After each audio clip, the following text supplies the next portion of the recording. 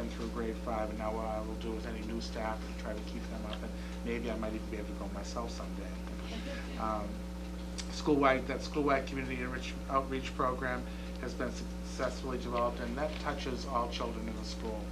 The activities may change sometime, but it's a good goal for kids to be able to give back. Again, the MCAS analysis, and you have all the action plans there. I'm not going to go through all that. The nice piece, and it was a pilot, and now we will continue it. The nice piece is that we were able to add an MCAS remediation in ELA and math for 10 students at each grade level, 3, 4, and 5, in both subjects, for students who are right on the cusp from needs improvement to get them to the proficient level. There are students who receive special ed services or have other ways of getting, a focus or an improvement, but these are the students who are, just not quite making it. And so these were recommendations from classroom teachers, and little school teachers taught those courses, and actually it was modeled after Sean Klein's program at the bachelor school, and we just made a few changes for ourselves. There, because I was drawn to that part of the report, and the question I have is, should we be servicing more than 10 kids at each grade level? I guess. Well, they're the 10.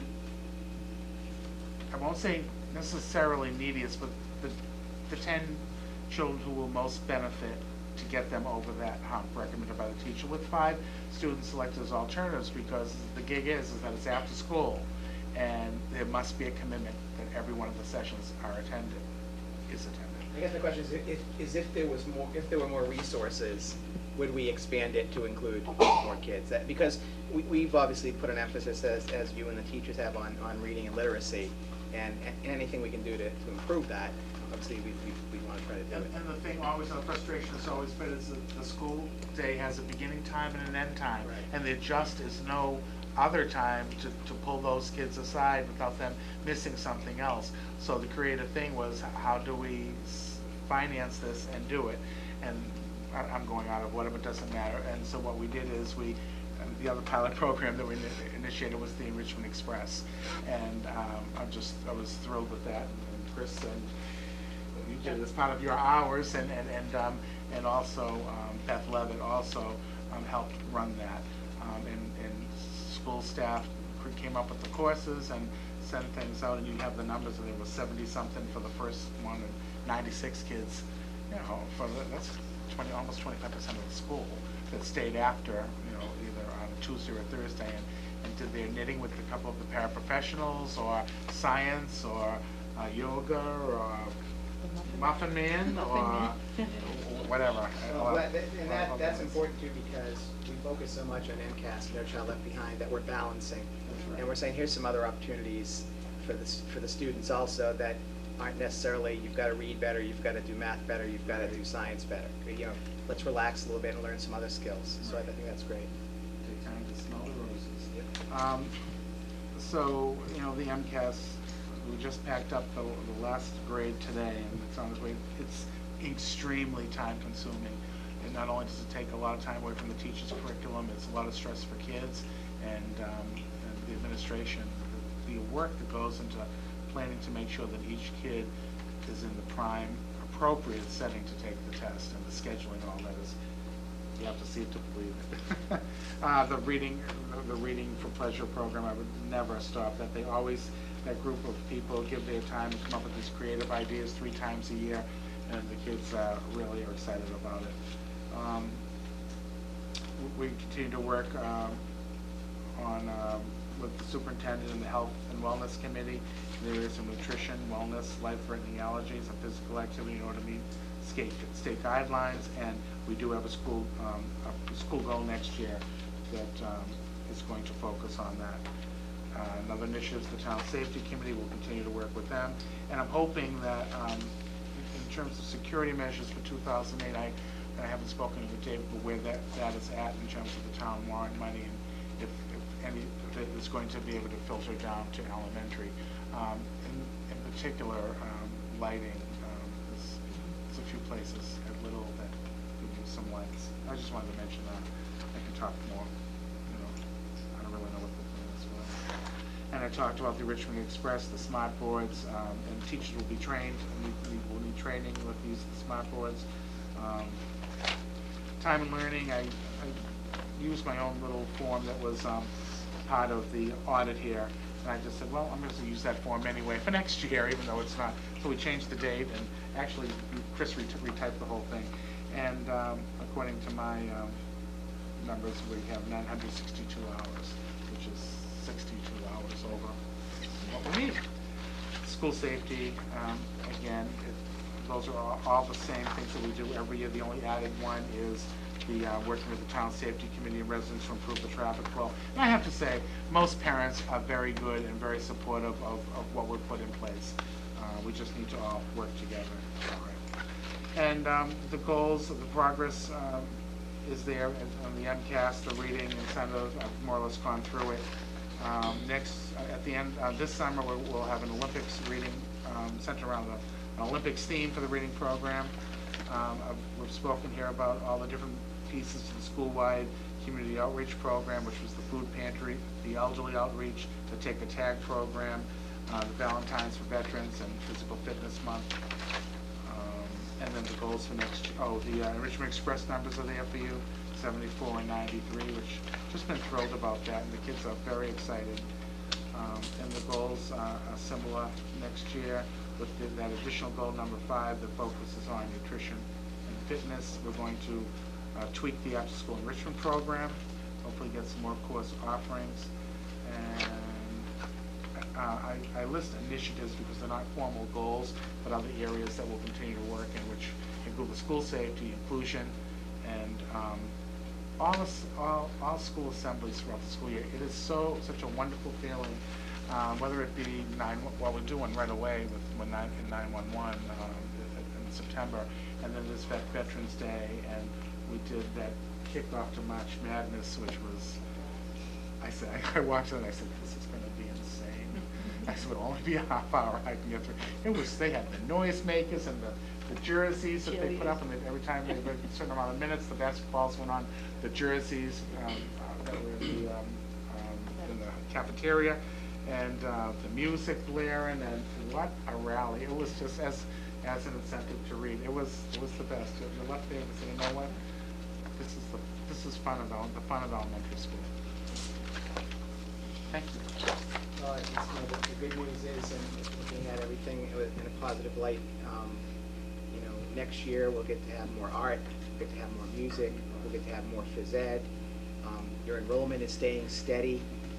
That's easier than going down and easier than going up. It stays steady. We know what resources we need. So there's a lot of good news going into next year. Kids will be in school 5 full days. Right. Well, you've all worked very hard, as the superintendent has, and we've really missed the art, music, and phys ed. I have to say that. Thank God it's back. Anybody else have any questions or comments for Mr. Lucis or the middle school council members? I'm expecting Steve to say, I just comment.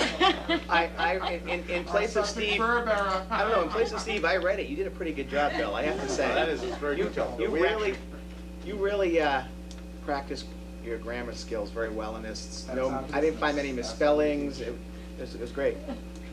Although I think Steve got a copy, and he's probably going to. Or he's going to call you. Thank you, everyone.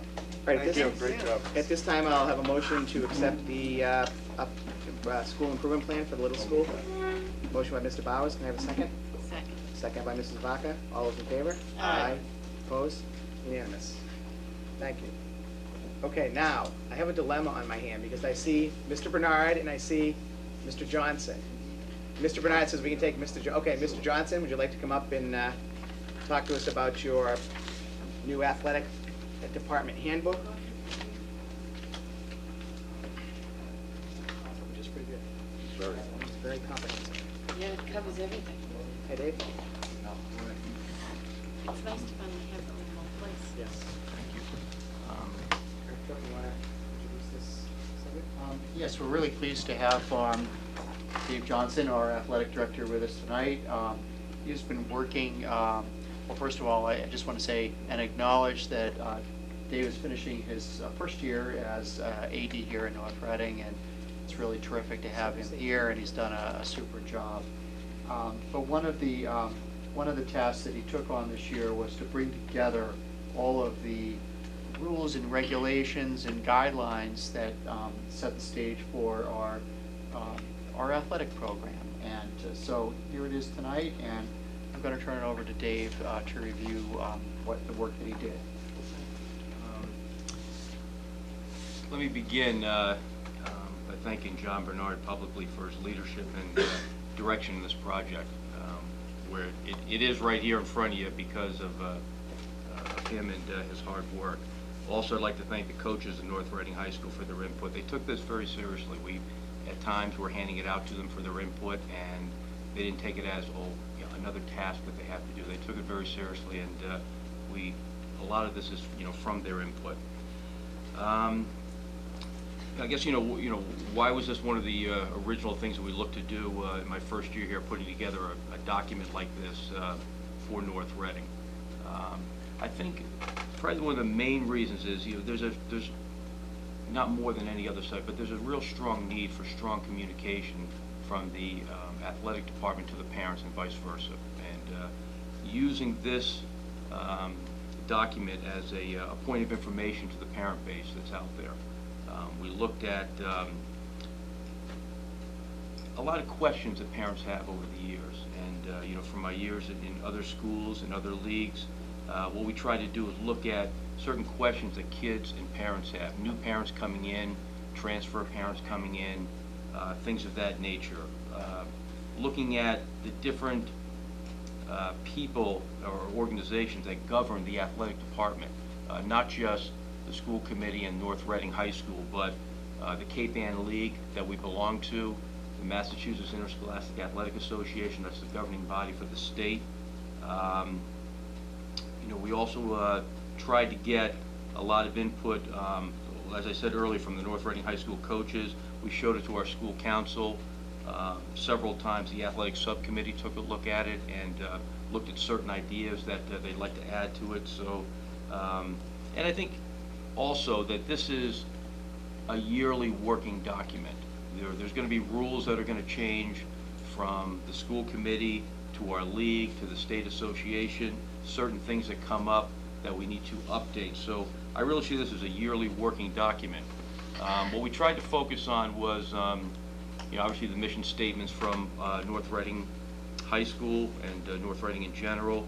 A lot of the specific state rules, whether it might be drug and alcohol policy, age requirements, some of the things that have come up a lot, and I have to say the last 4 to 7 years, is rules like bona fide team member. What does it mean to be playing for a high school when you might be playing for a school outside the system?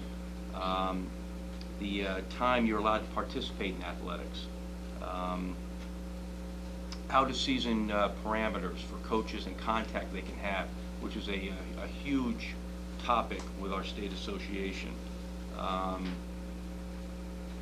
Different types of policies that might be redundant, but I don't think you can say them enough in whatever document might be into, whether it's attendance policies, dismissal policies, role of a captain, roles that you have in terms of game, practice policies and procedures. We touched a little bit on school policy for Title IX, booster clubs, fundraising, which just about every team has, right down to the role of captains and volunteer coaches and things like that.